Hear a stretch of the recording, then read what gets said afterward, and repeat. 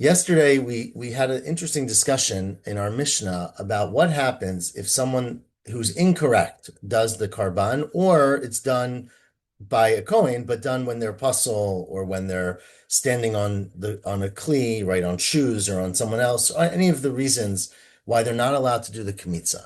And just to remind everyone, so that when you have a karban mincha, there's several parts to that avodah. The first part is you take a bowl of flour, you stick the hand in, the Kohen sticks his hand in, takes out a kmitza, that's step one, puts it into a second kli, it's called netinat kli, walks it over to the Mizbeach, and then puts it on the Mizbeach. And in many ways, that parallels the four avodot of a animal, where you slaughter the animal, you accept the blood of the animal spurts out into a kli, you walk it over to the Mizbeach, and you sprinkle it on the Mizbeach. Now, there are differences, of course, because remember, the shechita of an animal is not considered to be an essential avodah, melacha, and it can be done by a zar. And we said yesterday, the kmitza of a mincha cannot be done by a zar. So although it's four steps, they're not exactly the same. But yesterday, the question was, you had a non-Kohen, or let's just say someone else did this, and then the Mishnah, Ben Batira said, well, if you do your left hand, you can always put it back in with your right hand, right? And the sorry, put it back in and do it with your right hand. Rav said yesterday, that's true about anything, basically, even if a zar did that. And we weren't sure whether Rav was adding to Ben Batera or taking away. So we had two explanations yesterday. One was that, well, both were the same, basically, where Rav said you took it out with, a zar took out the kmitza and put it into step two, put it into a kli. And the question was, can you undo that? So one version was that you can undo that, unlike the Braita, which said that you can't. Once you put into a kli, the whole thing is over. And the other Braita was that no, you can only undo it if you didn't put it into a kli, and he's agreeing with that Braita. So ask the Gemara today, 4 lines on the bottom of Daf Vav Amud Bet. Am I 4 lines? Yes, the first word and 4 lines on the bottom. Matkif la Rav Nachman. Says Rav Nachman, I don't understand what's going on here. Meaning Tanaim, who say, if a zar does a kmitza, the same would be true about a Kohen who's an onain, does a kmitza, if you put it into another kli, it's a problem. If you don't put it into another kli, it's not a problem. But Micah Savri Hani tonight, what do these Tanaim hold about the function of a non-Kohen or anyone doing a kmitza if they're apostle? I kmitza psulim avodahi. If the act of doing kmitza by apostle, by a Yisrael, or by a Kohen who's an onain is an avodah, so that itself made everything left in the bowl shirayim. Even if you don't put it into a new bowl, the things in the original bowl, where the original flour was, are secondary now, and they shouldn't be able to be used again. And if doing kmitza of a Yisrael means you do nothing, basically, so what if he puts it into a second kli? It's no action. So that was Rav Nachman's question, which is why does it matter if you put in another kli? Either the kmitza matters or doesn't, and it shouldn't matter what happens next. Hunter Amar Rav Nachman then thought about it a little bit more, and he said, obviously, the way you must understand this is that it is an avodah. Even though the person doing it is not the right person for the avodah, it is the beginning of an avodah. L'olam avodahi. But it's only the beginning of an avodah. Ivlo gamra avodata ad avle matan kli. The act of kmitza is not a full act. Act of kmitza is the beginning of an act. It's taking out flour and putting it somewhere else. Until you put it somewhere else, you didn't do the act. Now the next words are don't make a lot of sense. So the sheet actually takes out the next 5 words, which we'll leave it there. We're going to take it out. So turn to Daf Zayin Amud Aleph. Ask the Gemara. So I don't understand. What you're saying basically is that the Yisrael, we're going to pick a zar still. He takes a kmitza.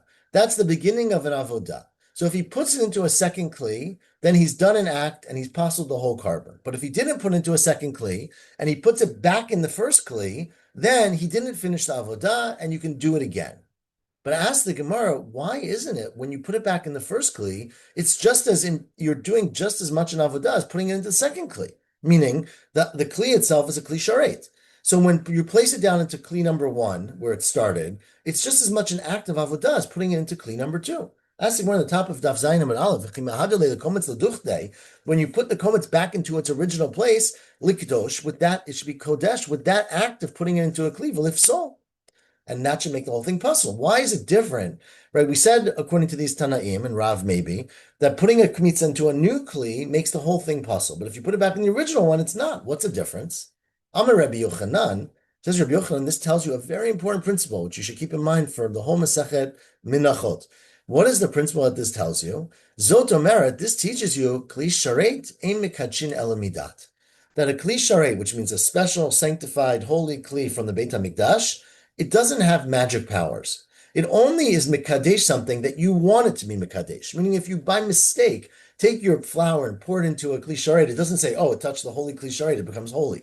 It's only because you wanted it to become kodesh. And since when you put this into a second kli, that's part of the act of avodah, of putting it towards the mizbeach, that would be a problem. But when you put it back in the first kli, it would not be a problem. So that's what Rabbi Yochanan said. Says Gemara, is that really true? Hamidat mikachin, if you really intended it to become kodesh, would it become kodesh even though the person doing it is puzzle? Rish Lakish himself asked Rabbi Yochanan, kli sharet, ma'oshi kachu psulin lechatchila likarev. What if remember that we mentioned this yesterday, and we talked about a lot in Zvachim, that there are many times where the Torah says, or the Gemara says, don't do something. But if you do it, you're allowed to then put it on the Mizbeach, right? We had yesterday the case of Yotze. An animal that goes outside the Azara is not supposed to be brought as a karban, but if you did put it on the Mizbeach, you don't take it off. And Rish Lakish asked Rabbi Yochanan, what if you took something that was puzzle, let's say a Yisrael did a kmitza, and you put it into a kli sharet? You say, oh, well, it's already pretty much on the way there, and you could put it on the Mizbeach. And Amar Le, and Rabbi Yochanan said to Rish Lakish, Ein mikachim, that even though you wanted it to become kodesh, since the person doing it is puzzle, it does not become kodesh. So you see that a kli sharet is not mikadesh if you have intention. And Amar Le, the Gemara gives the obvious answer. Rabbi Yochanan said back, or the Gemara's real response is that obviously they're talking about different things. In that question was, can you put it on the mizbeach? Is it holy enough that you can actually bring it as a karban? There, of course, you can't. Ein mikachin li karev. You can't make it kodesh to bring it on the mizbeach. Aval mikachin li pasel.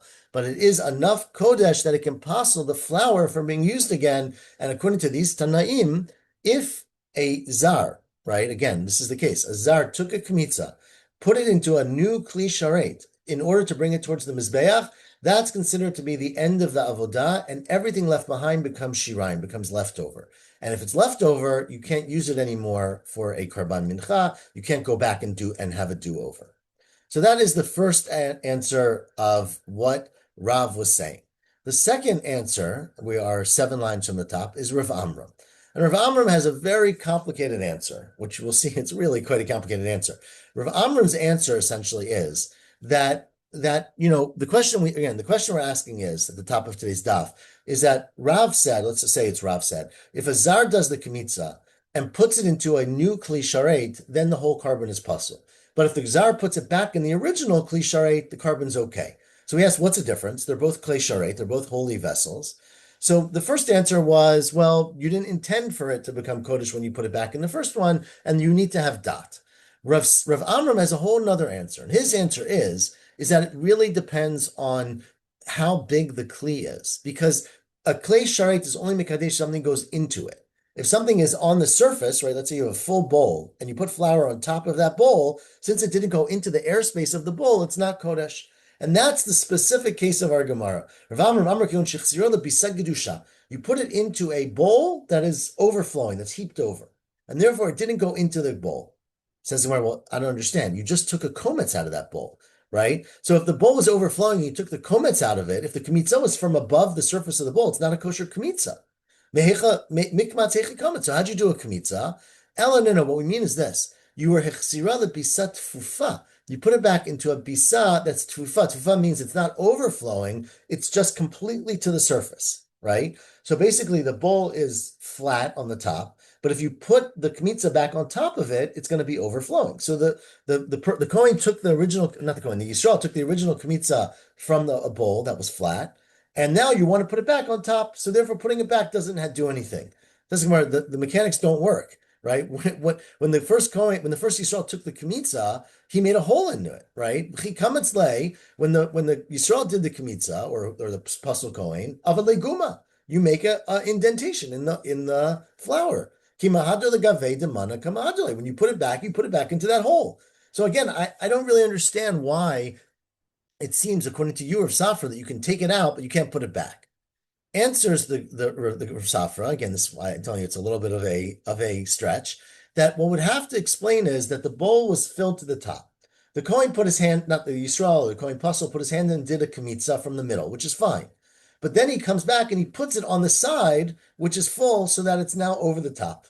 Read that inside. He puts it back, he puts it on the side of the bowl. Right? Sorry, did I read that inside? No. Kimahadu, I read the words twice. When he returns it, manachle adufna daman, he puts it on the dufna literally means the wall, but meaning on the side of the bowl. Umanid lev nafam mimela tenasik emi. So basically, and again, you have to imagine this. I wish I had a graphic. You have a bowl full of flour up to the top. You take out a kmitza from the middle. You put it back on the side. So when you put it back, it was overflowing, and then you shook the bowl a little bit and it all flattened out. But since the shaking the bowl to flatten out is not what you did, actively, it's like a monkey did it. It's like a robot did it. And therefore it's not considered to be putting it back in. Okay, so this is really, you could see why, I don't know, he was having a lot of fun in the Beit Midrash that day, but this is really quite a stretch on the opinion of Rav Amram. Says the Gemara, I don't understand why you guys are going crazy here. Says Rabbi Yirmiyah to Rabbi Zera. I have a very straightforward answer for you, right? Again, the question is this, right? We said in the Mishnah that if you do a kmitza with a puzzle, it's puzzle. Ben B'Teir said, well, if you put it back and redo it, it's okay. And Rav said, yesterday, that's only true if you put it back in the original bowl before you put it in a new bowl. Because if you put it in a new bowl, it's a problem, but in the original bowl, it's not a problem. And we're trying to understand why. So the first answer, Rabbi Yochanan's answer, which seems quite logical, is that you have to have intention. And you wanted to, and in the first bowl, you didn't have intention for it to be Kodesh. Rav Amram's answer was this great convoluted answer that it's a full bowl and you put it on the side and the monkeys are jumping around. So that's Rav Amram's answer. The third answer, says the Gemara, Rav Yirmiyah said to Rav Zera, I have a very straightforward answer. Just put the bowl on the ground. And if you put the bowl on the ground, maybe it can't become Kodesh because you have to be holding something in order to become Kodesh. So why don't you just say, look, that the pot was just, you put it on the ground. And if you put the flour back into it when it's on the ground, it doesn't work as a kli sharet. Why didn't you give that answer? I can derive from this whole Gemara, Shma mina komsin mikli shal gabi karka. That's not an answer. That if you do a kmitza from a kli that's on the ground, it's a good kmitza, right? Because we're not really sure about this question, right? And from the fact that we didn't come up with an answer and say, just have a straightforward case here, put the flour back when the kli's on the ground. It must be that the kli being on the ground is not sufficient to make it not work. And so it must be that it does work even if it's on the ground. So that was what Rabbi Yirmiyah said to Rabbi Zera, and Rabbi Zera said back to him, Amar lei, that's a really good point. Thank you for raising that point. Kanagata b'baya di bailan. This, in fact, is a question that was one of these big questions that everyone's been wondering about. Did Rabbi Avimi, I read Rabbi Avimi, Tnei Menachot me Rav Chisda, right? Rabbi Avimi was learning Menachot in front of Rav Chisda. Okay, so set up the scene here. Avimi is the student, and he's learning Menachot from Rav Chisda. Now, in a few lines, we're going to say that Avimi had a question about whether you can do kmitza from a pot that's sitting on the ground. But before we ask the question, the Gemara is very upset by the words we just read. How could Avimi be a student in front of Rav Chisda? Isn't Avimi the teacher of Rav Chisda? Ask the Gemara, how could you say, where are we up to? Help me find the place here. How could you say, I don't know, maybe halfway down exactly, right? Says the Gemara, is it true that Avimi be Rav Chisda Tani? Is it true that Avimi learned under Rav Chisda? But Ha'amar Rav Chisda was known to say, and this is a halacha, again, a very side fact of the halacha, that there was a halacha called, I'll tell the halacha in a second, but Rav Chisda, everyone knows Rav Chisda said, Kulpi tavi bali me avimi ala dahashmaita. I absorbed many, many smacks from Avimi when I was trying to learn the following Gemara. Now, the Gemara is irrelevant to us for today, but I'll read it because our Gemara reads it, which is Bala hachriz ritzufim shloshim yom, sheni v'chamishi v'sheni shishim yom. If you're coming to announce, this is a whole different halacha that we had, where basically a yitomim, where a person died and left property to orphans, and people, want to have claims to that. So you have to make sure that orphans don't really know what debts their father had. So you basically have to announce it's like we put in newspapers today, right? That so and so's estate is being adjudicated. So the Breita says that if you do it every day, you do it for 30 days. If you do it twice a week, sheni v'chamishi v'sheni, you do it over 60 days. And I couldn't remember the halachot, how many days or not. And so Avimi used to smack me up all the time about this, says Rav Chisda. But the point from that is that you see that Avimi was the teacher, right? Avimi was not smacking his Rebbe. So if Avimi was the teacher, what do you mean Avimi learned under Rav Chisda? Answers the Gemara, the obvious answer to those of us who are getting on in your years is that the teacher sometimes become the student, right? And so Avimi, misachta itakarle, Avimi was the teacher, and he got a little older, and he forgot. He forgot Menachot. So he went back to Rav Chisda, his student, and said, please, can you teach me, can you remind me, Mesechet Menachot? Va'atu kamei to Rav Chisda la'ad kuri gemare. He went back to Rav Chisda to learn again. Asked the Gemara, well, why didn't Rav Chisda go to him, right? That would have been nice. V'lishlach lev the gabe. Safar, he thought, hacha mistaya miltatfei. Ravimi thought, it'll be better if I put more effort into it. Rashi, there's a beautiful Rashi here who says that lefum from schar, what's it called? Lefum, I don't have the Rashi in front of me because I don't have the Gemara, but I'll read it. One second, I found it.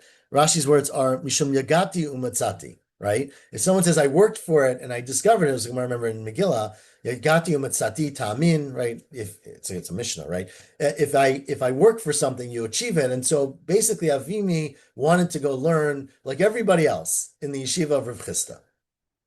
Okay, so now we're going to get back to our original story. Okay, so Avimi went to learn with Rav Chisda, and Pagabe Rav Nachman. Avimi is going home for lunch break, right? And he bumps into Rav Nachman, and he says, and Rav Nachman says to him, "Okay, you're learning Menachot. Ketzad komtzin. So show me, how do you do kmitza, right? What did you learn today? How do you do kmitza?" And Avimi says, "Amar le mikliza," and he points to a kli on the floor, and he says, "You just take it like from a kli like this." So Rav Nachman said to him, "What do you mean? Amar le v'chikomtzin miklisha gabi karka? What do you mean? Can you do kmitza from something on the floor? Don't you have to pick it up?" Amar le dimag b'le kohen. You're right. Avimi said, "No, I didn't mean this kli on the floor. I meant the kohen would pick it up." Tosfos is very bothered. So then what did he mean by this kli on the floor? And so one explanation Tosfos gives, which is very nice, is that he was basically saying you don't need to have a special kli for a mincha. It could be any regular pot, like this pot on the floor, right? It doesn't need to be kodesh beforehand. But either way, there's other answers Tosfos gives. But either way, you see that this is a big question. Can you do a mincha, a kmitza from a kli that's on the floor? And here it seems like you can't, right? Because according to this answer of Avimi. So let's keep reading the Gemara. We'll get there. Continuing Rav Nachman to Avimi, Ketza mekachim et menachot. Well, how do you make a mincha kodesh? Meaning, how do you take flour that's regular flour and turn it into a kodesh mincha? Amrlei said, well, notin b'klizet. Sorry, I read that already. Amrlei, so Rav Nachman said to him, Im Kain, if it's true that you have to lift up the kli in order to do the kmitza, hutzrachta shlosha kohanim, right? No, sorry. He says it twice. I skipped a line. How do you mikadesh the mincha? And he said, no, it's not a kli, you put it into a kli. And we asked the same question. Can you put it in a kli that's sitting on the floor? Amrali and Avimi said, no, I learned the magbale kohen. The kohen has to pick up the kli. Says the Gemara, if in Cain, Amrali, so Rav Nachman said to Avimi, if you're right that the kli can't be on the floor, you need 3 kohanim to do every kmitza, right? Hutzrachta shlosha kohanim, right? You need 3 kohanim to do every kmitza. Why do you need 3 kohanim? Because 1 kohen has to hold the bowl with the flour, a second kohen has to do kmitza, and then a third kohen has to hold the bowl that you put the kmitza into. So we thought kmitza was a straightforward thing. It turns out you need 3 kohanim for every single kmitza. So Avimi said, so what? So you need 3 kohanim. Maybe you need 13 kohanim. Tamid. Remember the Mishnah in Tamid said that you needed 13 kohanim to do a karban tamid, right? So, I mean, the Mishnah in Yuma, actually, but the Mishnah talks about it. So, so what? You need 3 kohanim? So, therefore, you see from this whole discussion that according to Avimi, you cannot do kmitza on a kli that's on the floor. So, that seems to be a good answer to this question from our Gemara, because if you can't do a kmitza or can't be mekadesh something from something on the floor, I have a very straightforward answer. Take your kmitza, put it back on a pot that's sitting on the floor. Now, says the Gemara Eitve, but we have a Rav Nachman in this discussion, presumably with Avimi, said, I have a problem from a Mishnah. Now, this Mishnah is coming up in our Masechta in a few days. Daf Yud Bet. Zakal, the Mishnah says the rule is, Kol HaKometz, anyone who does kmitza, v'notein b'kli, or molich u'makdir lech, and remember, it's all about pigol and notar, pigol, sorry, and shmachshava shelo zman chutz zman chutz l'mkomo. Anyone who does these things, lechol davar shedako lechal, right, out chutz zman chutz l'mkomo is pasul. But the people who are listed in the Mishnah are the one who does the kmitza, the one who puts it in the kli, the one who walks it, and the one who puts it on the mizbeach. But according to you, Avimi, there's a lot of other people involved. Ilo magbia lo katani. It doesn't say the one who picks it up, right? Which you're saying is essential, because if you don't pick it up, it doesn't work. Says Avimi, that's not a question. Because Tana Seder Avodot Nakavalo Seder Kohanim. Right? The Mishnah later is talking about the acts of Avodah, not the people involved. The acts of Avodah are the 4 acts. Kamitza, put in a kli, walking, and sacrifice, and putting it on the Mizbeach. You need many more people potentially, or a couple more people involved in that avodah, but those are the kohanim. That's not the avodah. So that was the end of sort of their discussion. So they actually didn't resolve it, and potentially our Gemara could be a resolution of that. Now, ask the Gemara when this question kept coming up, and Ba'aminei of Sheshes, they asked Rav Sheshet, who was the next generation, right? Ma'o likmotz mikli shal gabi karka. Can you do kmitza from a pot of flour sitting on the ground? Amrle and Rav Sheshet said to them, look, poke chazi mayavdin legav. Go and see what happens. Now, of course, there was no Beit HaMikdash, right? They couldn't see literally what happened, but there's a Mishnah. And the Mishnah, this is a Mishnah all the way at the end of Masechet Menachot, what we're learning, talks about how they did the lechem hapanim. So remember the lechem hapanim, which were put on the shulchan in front of in the kodesh, were a carbon mincha. But interestingly, about the lechem hapanim, you didn't put any of the lechem hapanim on the mizbeach. What did you put on the mizbeach? The shnei bezichim, right? You would have these 2 cups of I don't know what's in incense, not incense, like spices, right? That were put on the shulchan with the 12 loaves of bread, and every Shabbat they would take the what's it called, the bezichim of the levona, they put it on the mizbeach, and they would eat the bread, okay? And the thing is, says the Mishnah later that the way you would set up the bread on the lechem hapanim in the shulchan was arba kohanim nichnasim. 4 kohanim would walk into the kodesh. Shnayim bi'adam shnei sidarim. 2 of them held these loaves of bread. Remember, there were 6 on each side, so each one was holding 6 loaves of bread. Ushnayim bi'adam shnei bezichim. And 2 of them, each was holding one of the containers of the spices. Okay, so 4 kohanim went in. The arba matim liftem, and there were another 4, so total 8 kohanim, who walked in front of them, who had to take off the old stuff, right? Shnayim litol shnei sidarim, 2 kohanim, 1 to each take off one set of loaves from the week before. Ushnayim litol shnei bezichim, and 1 to take off each of the bowls of the incense, right, of the spices. So you needed to have 8 kohanim. Now turn to Daf Zayin Amud Bet. Said Rav Sheshet, you know what you didn't have? You didn't have, right? Remember, according to your question or Avimi's opinion, the only time you can put a karba mincha down is if the thing is off the ground. Now, remember, where are you putting the karba mincha on the lechem hapanim? On the shulchan. So, according to you, you would need kohanim to come and lift up the shulchan, right? Because if the shulchan's not allowed to be on the ground, right, which is a crazy idea, then you'd have to actually lift it up when you put the bread on top of it. And that would take many more people, right? Because it's heavy. So ilo magbia shulchan lo katani. It doesn't say lift up the shulchan. So you see, you don't have to lift it up. Says the Gemara, that's not a good proof, because we're not talking about necessarily how many kohanim you have. We're talking about the avodah, which is what we just answered a minute ago. Lav Amr Hatam, didn't we just answer a minute ago? Seder avodot nakat, that we're talking about the avodot, not the people. Hachanami seder avodot nakat. Here too, just say, we're talking about who went in to do the work. Kohanim went in to bring in the loaves, to take out the loaves, to put in the bezichim, take out the bezichim. So you don't need to list the people who lifted the shulchan.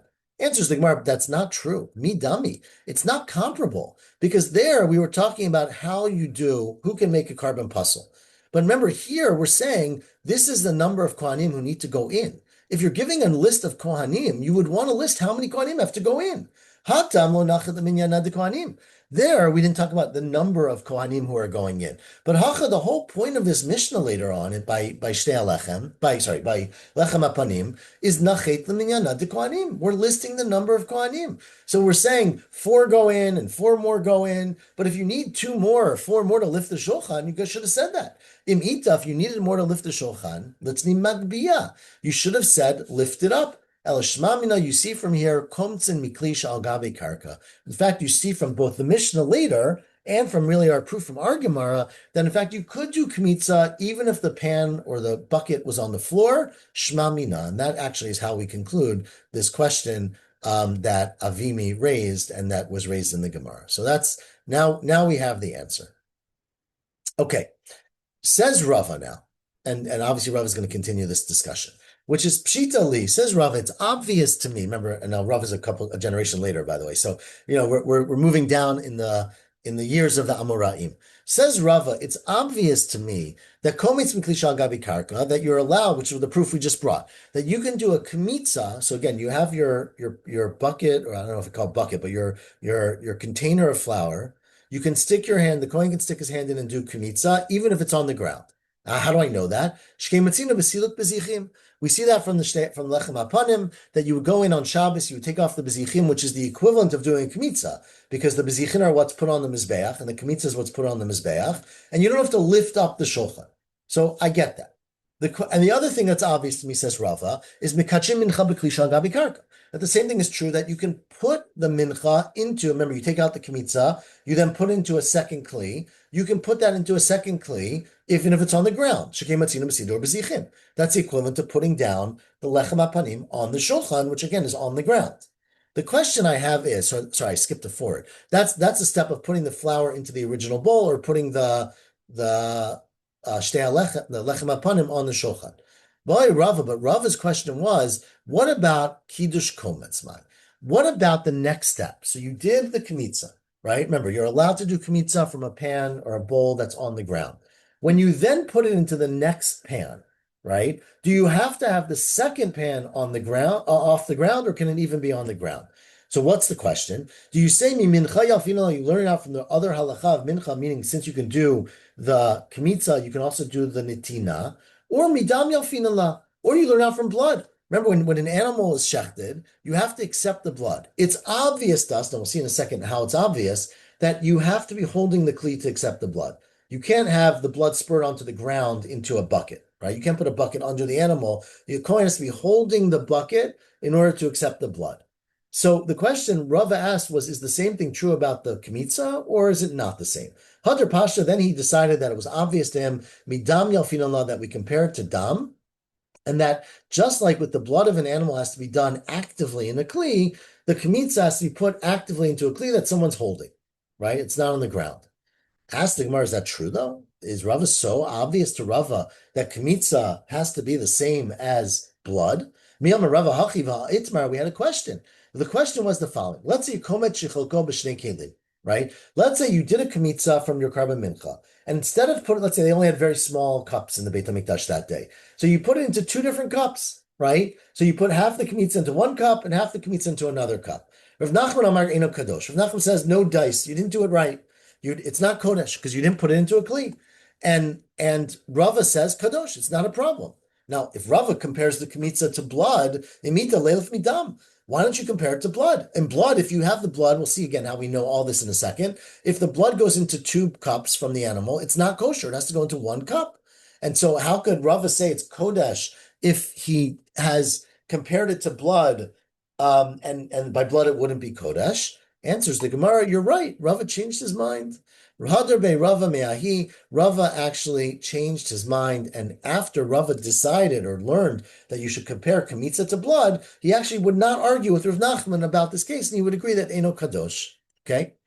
Ask the Gemara, how do we know that it's puzzle if it's blood? The dam minal and lo kadash lechatzain. How do we even know that? Right? How do you know that if you take blood, again, you shecht an animal, you accept the blood in one cup, and then, I don't know, it's you want to give everyone a turn, right? So then the second kohen comes and gets more of the blood in his cup. How do you know that's puzzle, right? The Tanya of Tachlifa ben Shaul, kidesh pachot michtei hazah b'klizeh, right? Let's say, now we're going to learn this out from a case of para aduma. right? Remember that paraduma is not exactly a karban, but it's karban adjacent, and you can learn a lot of halachot about karban from paraduma.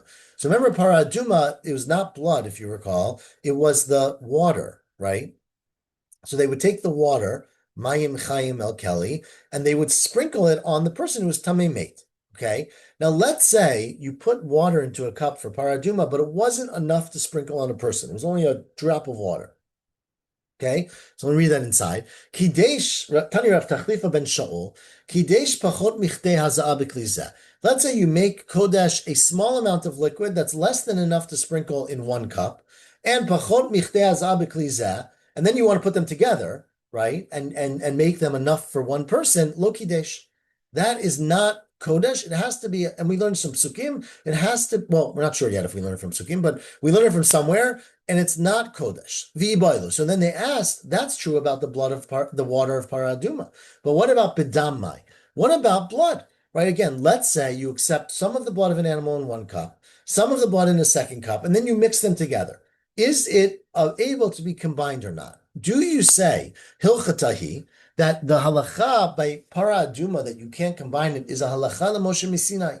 Hilchata means it's just a given rule. And we can't learn out the rest of the world from that. It's a very specific rule taught by paraduma. It doesn't apply generally. So maybe it's not a good analogy. Odilma, or do you say, no. The reason it's by paraduma, you can't combine a small amount of water with a small amount of water, my time, it says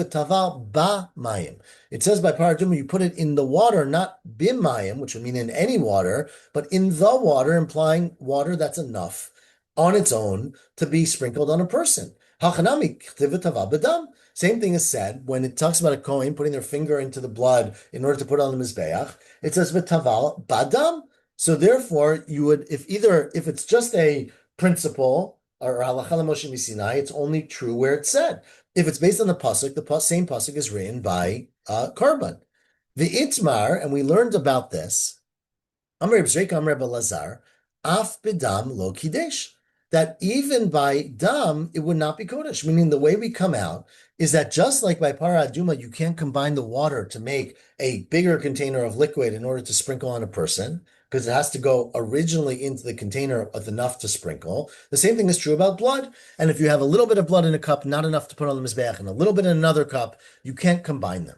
And Amar Rava finally supports this by saying, Tanya Nami Hachi, there's in fact a Braita that says this, which the Braitas talks about a case of a Kohen sprinkling the blood, and it says bifnei Kohen miniach, right? They would put the blood in front of the Kohen who's going to do the sprinkling, and vitaval, the Kohen is supposed to dip their finger into it and get enough blood when they dip their finger in to put on the mizbeach. V'lo misafeg. You can't be, misafeg means to wipe, right? Like a sponge. You can't wipe your finger around the wall of the kli, meaning if there's not enough when you put your finger in and you have to get enough by wiping around, that's not kosher. There has to be enough in the kli in order for a kohen to get blood on his finger to put on the mizbeach. Badam. Now, what do we do from the word badam, which we said, just like bamayim, it tells you, shi'ehei badam, shi'ur tefillah me'ikaro, that you have to have enough blood in the pot, in the container, originally in order to sprinkle, meaning you can't take a small amount from one, a small amount from the other, combine them, and use that. You have to have enough originally to do it. And finally, the pasuk says, min adam. Min adam tells you, min adam shebinyan. They're talking about the blood that is in that place, and the Gemara is going to explain that in 1 second, what that means, right? What does min adam shebinyan mean, right? Now, Itzrich the michtav v'taval. We need to have all three of these descriptions of how to do the blood. One is v'taval, which we said means you have to dip your finger in and not scoop around the sides. Badam, meaning it has to be enough blood originally for there to be a shear of dipping. And minadam, which we haven't explained yet. Says the Gemara, we have to say all three. Itzrich the michtav v'taval, v'itzrich the michtav badam. Right, where are we up to? We're up to, I don't know, mine has a yud. In my Gemara, it's a little bit more than halfway down of Daf Zayin Amabet. It has to say in the pasuk the words v'taval, dip your finger, and it has to say the words into the blood. Dikat Rachman v'taval. If it just said dip your finger, how that mean? I would have thought afal gavdol kibel shir tfilot. right? Even if there isn't enough in the thing, in the container to do all of the tefillot you have to do. Remember how many times you have to sprinkle the blood? It's talking about a carbon in the Azara, the Parimani Srafim. Hainu hazaa sheva pa'amim me'ikaro.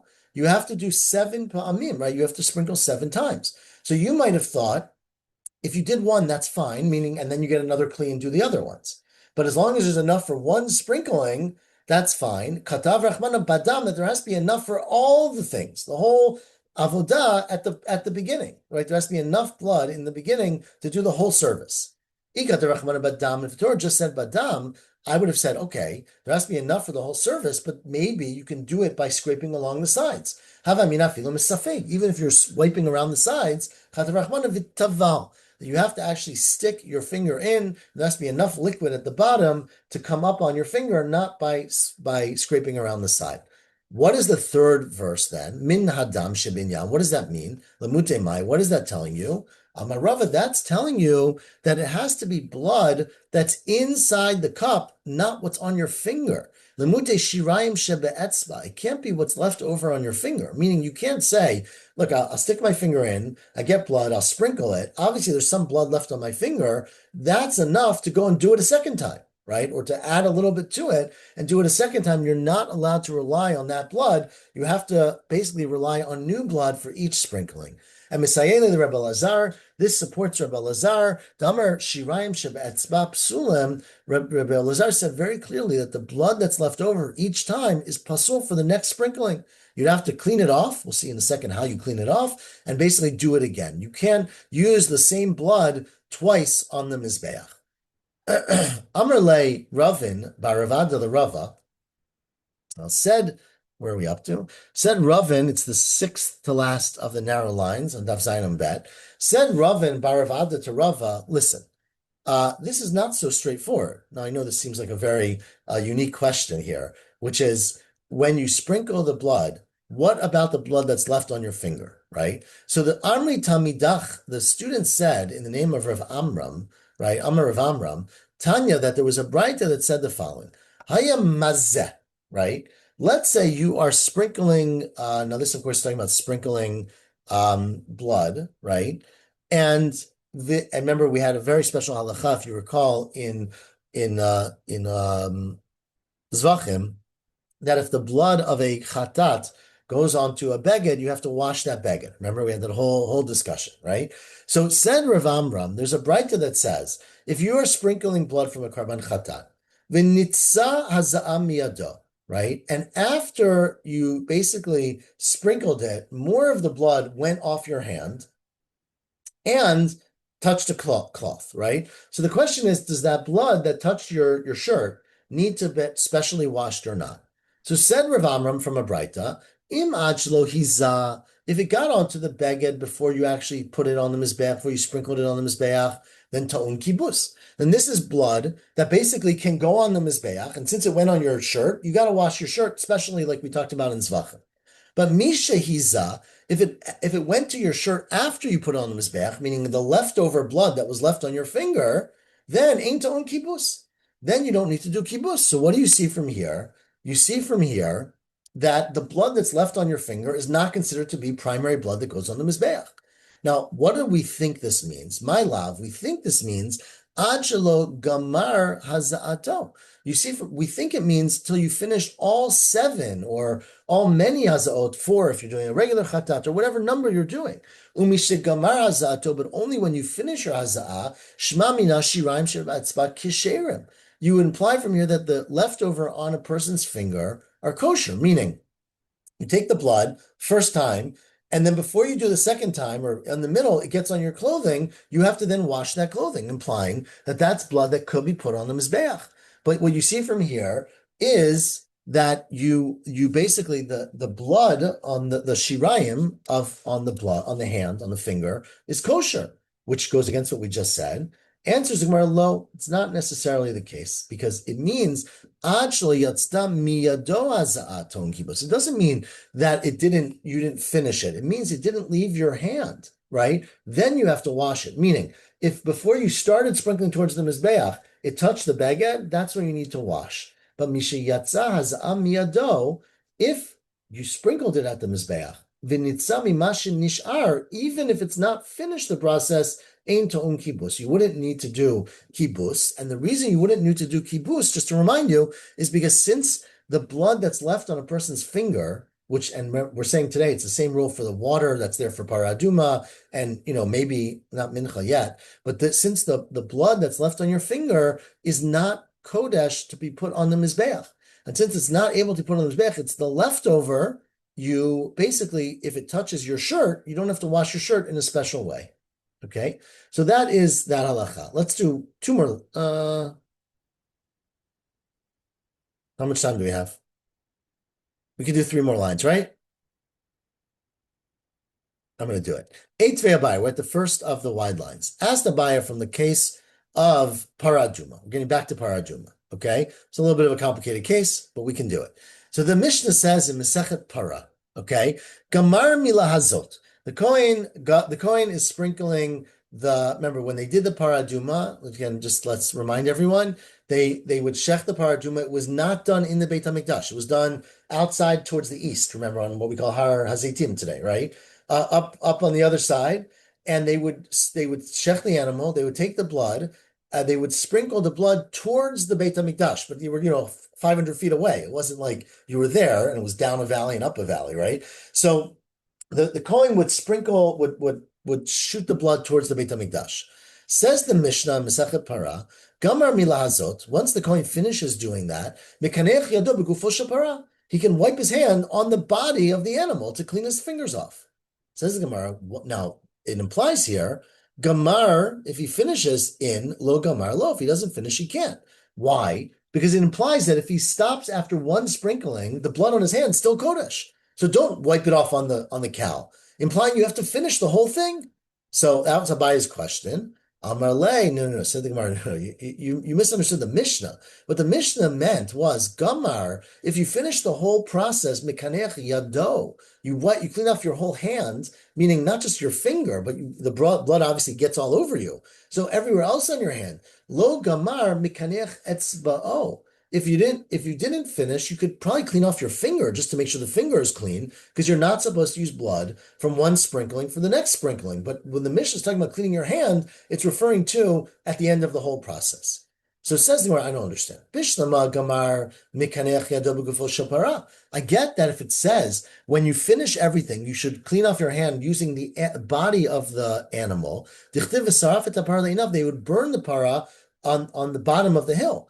Right, so you actually are not, when you're standing on top of the hill in Har Zaitim, as Rashi understands it, you're not actually near the animal. The animal's at the bottom of the hill where you slaughtered it. You walk up to the top of the hill to do the zrika, right, the shvicha. So you can't wipe your hand on the animal because it's not with you until you're done and you go down the hill. So how do you clean it off each time? It should have said, from the fact that it didn't say clean it off each time, you clearly don't need to clean it off. Answers the Gemara, Amar Abaya, we'll stop with this. The answer is, how do you clean off your hand in between times? Anyone who's made cookies can know the answer to this. You wipe it on the edge of the bowl. The svat mizrak, you would wipe your finger on the edge of the bowl. Dichtiv kiporei zahav.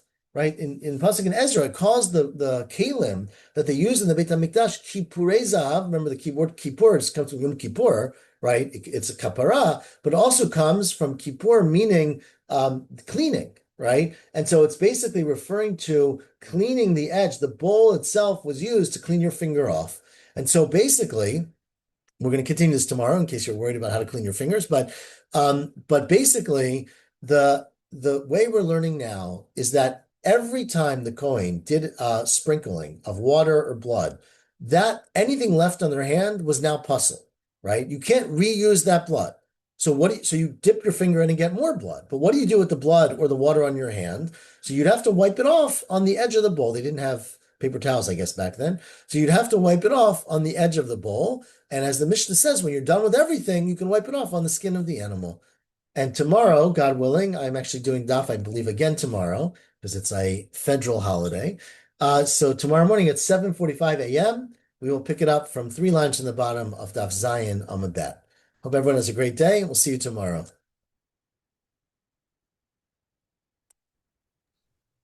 Kaddish Tov.